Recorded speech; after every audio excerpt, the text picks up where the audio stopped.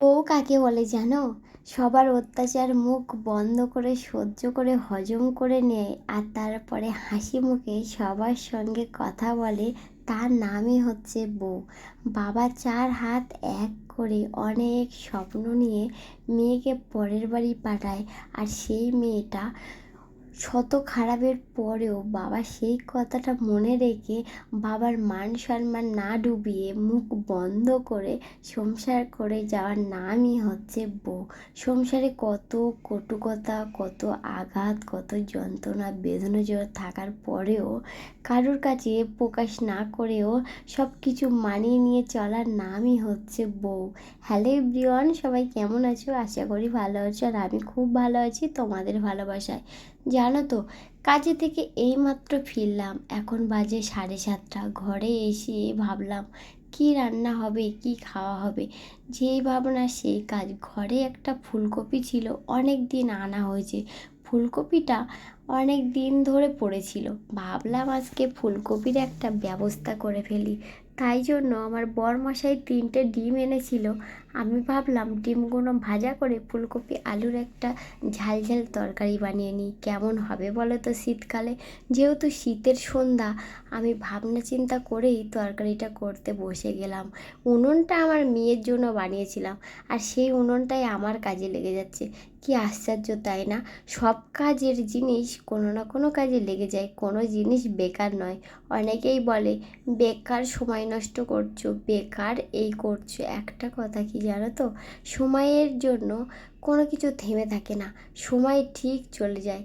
সেই সময়ের মধ্যে যদি তুমি সব কিছু পারফেক্ট করে গুছিয়ে গাছিয়ে রাখতে পারো, সেই জিনিসটা কোনো না কোনো সময় তোমার কাজে লেগে যাবে।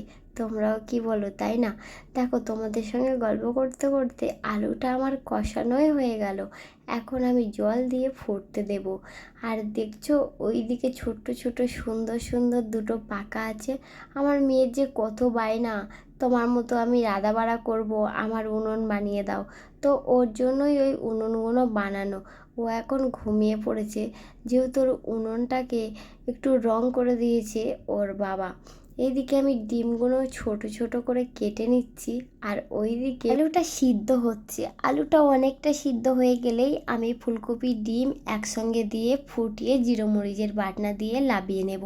আর এরকমভাবে তরকারি তোমরাও করে খেয়ে দেখো, খুব টেস্টি লাগে। আমি কোনো রান্নার রেসিপি ভিডিও কিন্তু দিচ্ছি না, জাস্ট আমি আজকে বানালাম তাই জন্য তোমাদের সঙ্গে শেয়ার করলাম। জানো তো, সবার মনে দুঃখ কষ্ট থাকে, সেই দুঃখ কষ্ট ভোলার চেষ্টা করাটার নামই হচ্ছে জীবন। তুমি কি ভাবছো কারোর মনে দুঃখ নেই, কষ্ট নেই, শুধু তোমার মনে আছে? এটা তোমার ভুল ভাবনা গো। সবার মনে দুঃখ কষ্ট আছে, সেই দুঃখ কষ্ট জয় করার নামই হচ্ছে আমাদের জীবন।